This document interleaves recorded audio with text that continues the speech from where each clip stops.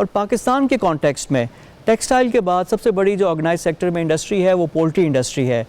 लाखों लोगों का कारोबार इससे मुंसलिक है।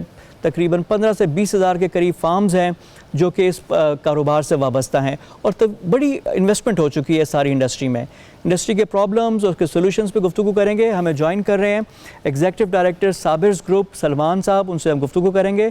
सलमान साबिर साहब इसके अलावा जो सेब्रोसो ब्रांड है जो वैल्यू एडिशन में है उसको भी ये हेड कर रहे हैं। सलमान साहब अस्सलाम वालेकुम and welcome to the show. जी वालेकुम सलाम फवाद साहब, कैसे हैं आप? ठीक हैं जी, I am fine, thank you. Begin with जो पोल्ट्री सेक्टर की ओवरऑल सूरत हाल है, जो डिमांड है, जो आपके मेजर जो आपके कंज्यूमर्स होते हैं जो आपका प्रोडक्ट लेते हैं वो रेस्टोरेंट्स होते हैं, शादी हॉल्स हैं जो बड़े पैमाने पे जिसमें खपत होती है। अब वो सारी सूरत हाल कोरोना की वजह से बंद है। इस सारी सूरत हाल को इंडस्ट्री कैसे फेस कर रही है? जी, सबसे पहले तो मैं फवाद साहब आपका बहुत बहुत शुक्रिया अदा करना चाहता हूँ कि आपने मुझे ये अपॉर्चुनिटी दी है कि मैं एक पोल्ट्री इंडस्ट्री को रिप्रेजेंट करूँ आपके शो में। देखिए, मैं जो शुरू करूँगा बात वो करूँगा जिस तरह आपने बड़ा अच्छा आपने बताया है कि हमारे जो मेजर कस्टमर्स हैं वो हैं रेस्टोरेंट्स हैं, उसके बाद शादी हॉल्स हैं और ये अक्सर जो 5 स्टार होटल्स हैं। अब उनकी वो बंद होने की वजह से आपकी जितना भी जो मेजर कस्टमर है वो सारा चले गया है। अब जो इसकी वजह से जो फार्मर है स्पेशली, अब he is force to sell below cost now. अब जब वो बिलो कॉस्ट उससे करता है, अब उसके पास कोई इंसेंटिव नहीं है अपना अगला चूज़ा वो प्लेस करने का। अब इसकी वजह से अब क्या हो रहा है, एक तो आपका जो ब्रॉयलर फार्मर है वो भी अपना वो भी मर रहा है इसकी वजह से। और अब क्या होगा इससे डायरेक्टली, अब वो ब्रीडर फार्मर्स जो होते हैं जिनसे वो 1 डे ओल्ड चिक लेता है, अब वो भी नहीं प्लेस करेगा और जो ब्रीडर फार्मर है वो भी उसको बिलो कॉस्ट अपने, जो कि अभी मुफ्त का भी कोई बंदा नहीं लेना चाह रहा, वो भी नहीं आगे अपना वो बेच सकता। सो इसकी वजह से आप सब देख लें, फार्म्स एक तो ठीक ठाक किस्म के लॉस में जा रही हैं और फिर उसके बाद ये जो हैचरीज हैं, अब हैचरीज में अब कोई वो अंडा प्लेस करने के लिए तैयार नहीं हो। जो अंडा प्लेस हो रहा है वो उनको ज़ाया कर रही हैं क्योंकि कोई उसको खरीदार उसका है नहीं है बिल्कुल भी। अच्छा, और इस तरीके से जो फीड मिल्स वाले, सलमान साहब इसका जो इम्पैक्ट है वो कितना है? क्योंकि 15 से 20 हज़ार पाकिस्तान में फार्म है जो 5,000 से 5 लाख तक हैं, ये पोल्ट्री एसोसिएशन के फिगर्स हैं, और साथ साथ तकरीबन 15 से 16 लाख लोग इस पर पूरे कारोबार से इन्वॉल्व हैं। आप जिक्र कर रहे हैं एंड टू एंड के फीड मिल, हैचरीज, हर जगह पे नुकसान हो रहा है, तो इसको फिर कितना, यानी इसका तखमीना कितना है? इसका आप देख लें, ये तो मोर देन, ये तो आप समझ लें ये करोड़ों का ये नुकसान है जो हो रहा है। और ये इस तरह का नुकसान हो रहा है कि आपके जो एक छोटा फार्मर है वो तो बिल्कुल अपना बंद कर रहा है। और इसका आप इम्पैक्ट आप देख लें ये होगा कि after this whole situation subsides, ये इतनी ज़्यादा इसकी शॉर्टेज क्रिएट हो जानी है क्योंकि फार्मर अब कोई चीज़ प्लेस नहीं करेगा, डिमांड बढ़ जानी है और उसके बाद आपकी जो सप्लाई है वो बिल्कुल थोड़ी हो जानी है और रेट जो है इट्स गोना स्पाइक। ये तो इसको मैं आज भी ये मैं बताना चाह रहा हूँ, रमजान की आमद है, तो रमजान में क्या कोई ऐसा खर्चा तो नहीं शॉर्ट टर्म में, या ये आप लॉन्ग टर्म की बात कर रहे हैं? देखिए, ये तो मैं ये कहूँगा कि आगे अब जिस तरह से ना आपको, जिस तरह मैंने बताया कि अब लोग चूज़ा प्लेस नहीं करेंगे, अब उसकी वजह से क्या होगा, डिमांड जब बढ़ जाएगी रमज़ान में, जिस तरह आपने बताया रमज़ान में डिमांड बढ़ेगी, फिर आगे जाके जब एक दफ़ा लॉकडाउन की चीज़ें जब ईज़ ऑफ होती हैं, जब ये शादी हॉल्स और ये सारे रेस्टोरेंट्स दोबारा ओपन होते हैं, उस टाइम अब डिमांड फिर से सर्ज कर जानी है और उसकी वजह से फिर हो क्या जाएगा, अब उतनी उस डिमांड को केटर करने के लिए अब सप्लाई नहीं होनी, तो वो रेट ने बहुत इसको स्पाइक कर जाना है। नहीं, लेकिन अगर ये होना है तो फिर ये क्यों बंद हो रहे हैं? क्यों इतना शॉर्ट टर्म में क्यों इतनी शॉर्टेज हो रही है कि लोग फेंक रहे हैं? अगर ये वापस बाउंस बैक करना है, रमज़ान में भी डिमांड आनी है, तो लोगों को तो कारोबार जारी रखना चाहिए कि वक्ती तौर पर नुकसान है। जी देखिए, इसका असल में ये एक जो ये पोल्ट्री इंडस्ट्री है ना, सो एक चीज़ ये देखने, इट्स अ पेरिशेबल आइटम। अब इसका ये प्रोसेस वो है जिसको रोक नहीं सकते कि फॉर एग्जांपल अगर एक फार्मर ने अगर एक फ्लॉक प्लेस किया हुआ है, so he has no other option than to उसको पूरा उसने वो देना, उसे मार्केट में देना ही देना है, चाहे उसको बिलो कॉस्ट जा रहा है या उसको आगे उसको जिस तरह मर्जी जो रेट हो उसको देना ही देना होगा।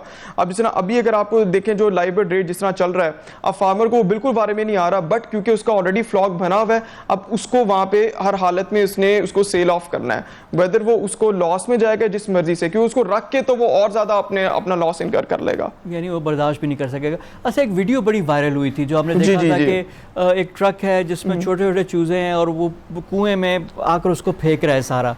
अब इस तरह के मनाजिर देखकर तो पहले ही जी, पोल्ट्री जी। इंडस्ट्री के बारे में कोई इतना आपको पता है कि जो बातें होती हैं, तो इसके बाद तो लोगों ने बड़ा आउट क्राई आया था। वजह क्या थी कि क्यों इतना वो जो चूज़ा है वो डाल रहे हैं ताकि वो कीमतें मार्केट में बरकरार रखें? वजह क्या है इसकी? देखें, ये तो बल्कि ऑनेस्टली ये जो वीडियो है ना, इसको देख के यकीन करें, बल्कि खुद मुझे एक बहुत जो बुरा फील होता है ना, वो होता है फार्मर के लिए। अब देखें, अब लोगों को तो ये नज़र आ रहा है ना कि चलो ये शायद रेट को इस तरह मैनिपुलेट करने के लिए कर रहे हैं। आखिर आप ये देखें, अब जिस तरह मैंने आपको बताया ना कि कोई ख़रीदार है नहीं है, ब्रीडर फार्मर्स हैं, उनका कोई फ्लॉक प्लेस नहीं करने वाला। अब देखें, उनके पास चूज़े अब वो पड़े हुए हैं, अब वो क्या कर सकते हैं? अब उन्होंने अब कोई फार्मर जो ब्रॉयलर फार्मर हो गए, देखें ये मैं बात करूँ ब्रीडर फार्मर की, जो आप चूज़ों की बात कर रही हैं, ये ब्रीडर फार्मर होते हैं जो जिनके जो कि इसके अंदर होते हैं। सो बेसिकली अब उनका कोई खरीदार नहीं है। अब at the end of the day उनको बाय फोर्स अब उनको इसको ज़ाया करना पड़ता है, क्योंकि उनका कोई वो ले नहीं सकते, कोई उनका बायर नहीं है और उनका फाइनेंशियल मसल इतना नहीं है कि वो मुसलसल जारी रखें। इस तरह तो बिल्कुल ही बैंकरप्ट एग्जैक्टली बचने के लिए ये है, लेकिन फिर बिल्कुल यानी अच्छे मनाजिर नहीं थे वो सारा। वो ये तो हमने प्रॉब्लम्स की बात कर दी, अब आते हैं कुछ सोल्यूशंस की तरफ। एक तो ये है कि आपकी इंडस्ट्री, क्योंकि अब नई रियलिटी आ गई है, कोरोना के बाद अब दुनिया मुख्तलिफ हो रही है, आप लोग किस हिसाब से अडेप्ट करेंगे? और गवर्नमेंट के एंड से, क्योंकि हर कोई अब गवर्नमेंट की तरफ देख रहा है, तो आप लोगों की क्या डिमांड्स हैं? देखिए, मैं इसमें ये कहूँगा, मेरा तो अपना ओपिनियन है कि हमसे भी ज़्यादा जो सबसे ज़्यादा यहाँ पे अभी ये भी ज़रूरत है ना हमें एज अ पोल्ट्री इंडस्ट्री को, वो है गवर्नमेंट की। अब यहाँ पे ये समझ लें, गवर्नमेंट की वजह से ही कुछ मेजर्स हम लोग ले सकते हैं, क्योंकि अभी इसमें जो सबसे बड़ी जो कॉस्ट का जो हिस्सा है ना, वो है फीड, और वो उसके ऊपर इसकी वजह से सबसे बड़ी कॉस्ट है कि उसके ऊपर जो हमें सेल्स टैक्स पे करना पड़ता है, और उसके ऊपर जो सबसे जो उस पर ड्यूटीज़ हैं पोर्ट के ऊपर, उसकी वजह से इसकी प्राइस काफ़ी ज़्यादा ऊपर है। तो जो मेरी अपील होगी ना गवर्नमेंट से, वो भी यही है ऑन बिहाफ ऑफ पूरी पोल्ट्री इंडस्ट्री की, कि एक तो सबसे नंबर वन जो ये नहीं है परमानेंटली, सिर्फ कोई मतलब फॉर 6 मंथ्स आप जो ड्यूटीज़ हैं और जो सेल्स टैक्स है इनके फीड के रॉ मटेरियल पे, उसको एक तो वेव ऑफ किया जाए। दूसरा, जो छोटे फार्मर, मैं तो बड़ी इंडस्ट्री की बात, मैं तो बड़े की बात नहीं कर रहा, मैं छोटे फार्मर्स की बल्कि बात कर रहा हूँ, उनके लिए जो उनका जो बिजली का मीटर है वो ना काटा जाए। If they are unable to pay their bills, उनको कोई रिलीफ मिल जाए उस चीज़ पे, क्योंकि अगर वो बिजली का मीटर उस पर काटते हैं, फिर उनका जो फ्लॉक प्लेस्ड है वो उसी वक्त ही मर जाएगा, जैसा मैंने बताया ये पेरिशेबल आइटम है।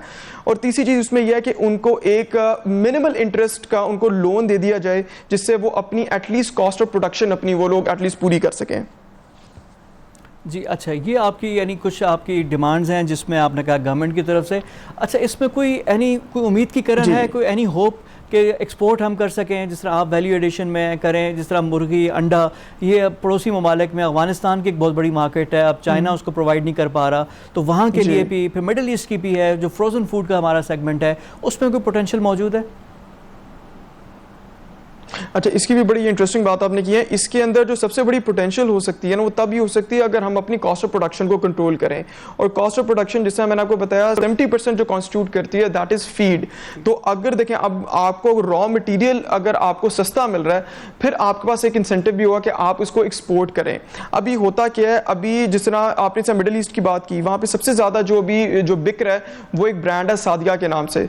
अब उसमें क्या होता है, जो ब्राज़ीलियन फूड्स के जो होता है उनका ब्रांड है, तो अब वो आप देख रहे हैं, वो जिस रेट पे बेच रहे हैं वो हमारी कॉस्ट भी नहीं होती जिस रेट पे वहां पे उधर बेच रहे हैं। तो इधर यही है कि एक्सपोर्ट की तभी पॉसिबिलिटी जी, हम कंपीट नहीं कर पा रहे बिल्कुल भी, स्पेशली इन रॉ चिकन।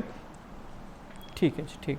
और इसी तरह बाकी ममालिक का भी हमारा ये कि अफगानिस्तान या जहाँ पे भी करेंगे तो वहाँ पे, तो यानी कॉस्ट, प्रोडक्शन की कॉस्ट हमने कम करनी है, उसमें अब यूटिलिटीज़ की भी है, बाकी रॉ मटेरियल है, जिस तरह आपने कहा कि फीड है। अब सोयाबीन पाकिस्तान में नहीं उगता, वो आप इंपोर्ट करते हैं, बाहर से लेकर आते हैं, उस पर मज़ीद ड्यूटीज़ लगती हैं, और आपका कहना है कि 70% जो है वो फीड की कॉस्ट होती है इसमें। Anything which you want from the government इसके अलावा, इन दो चीज़ों के अलावा, और पोल्ट्री इंडस्ट्री को सर्वाइव करने के लिए क्या चीज़ की, किस चीज़ की इंतहाई ज़रूरत है?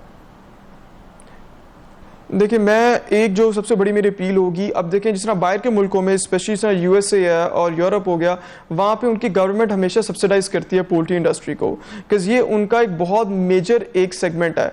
तो मेरी यही अपील एक तो होगी सबसे पहले गवर्नमेंट को कि जो हमारी पोल्ट्री इंडस्ट्री है, एक तो इसको लाजमी देखें, इसको सब्सिडी की तरफ लाजमी देखें। अब होता क्या है, अब जब भी रेट नीचे जाता है पोल्ट्री का, उस टाइम कोई कुछ नहीं बोलता, लेकिन जब रेट ऊपर जाता है सारे ब्लेम करते हैं पोल्ट्री इंडस्ट्री के ऊपर कि इन्होंने रेट को ऊपर के इन्होंने कोई मैनिपुलेट किया है।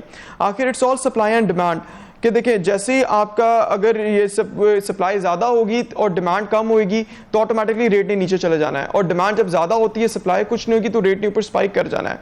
तो ये जो एक तो अक्सर ये रूमर्स आते हैं इसके ऊपर, तो ये मैं वो कहूँगा इसके कॉस्ट ऑफ प्रोडक्शन को कम करने के लिए सबसे बड़ी चीज़ जो मैंने आपको बताई है वो बस मैं गवर्नमेंट से अपील करना चाहता हूँ कि उसको कम करने के लिए सब्सिडाइज करें।